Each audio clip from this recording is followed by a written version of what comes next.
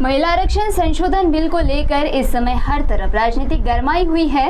वहीं इस बिल को लेकर सत्ता पक्ष तथा विपक्ष की ओर से आंदोलनों का दौर चल रहा है। तो ये सुनते हैं भाजपा महिला मोर्चा द्वारा ली गई एक पत्र परिषद में इस बिल को लेकर विपक्षियों पर क्या निशाना साधा गया।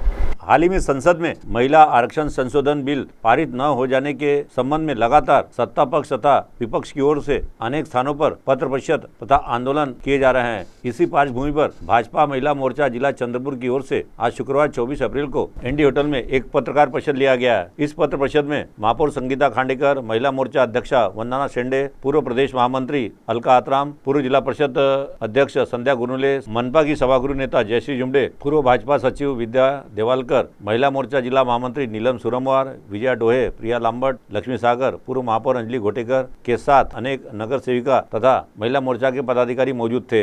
और इस पत्रकार परिषद में भाजपा महिला मोर्चा ने विरोधकों पर महिला आरक्षण संशोधन बिल पारित न किए जाने का षड्यंत्र रचने की बात कही। तो आइए सुनते हैं इस मौके पर महिला मोर्चा की पूर्व प्रदेश महामंत्री अलका आतराम ने विपक्ष पर आरोप करते हुए क्या कहा, स्वयं उन्हीं की जुबानी।